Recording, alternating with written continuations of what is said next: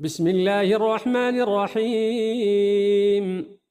تبارك الذي بيده الملك وهو على كل شيء قدير، الذي خلق الموت والحياة ليبلوكم أيكم أحسن عملا، وهو العزيز الغفور، الذي خلق 7 سماوات طباقا ما ترى في خلق الرحمن من تفاوت، فارجع البصر هل ترى من فطور، ثم ارجع البصر كرتين ينقلب إليك البصر خاسئا وهو حسير.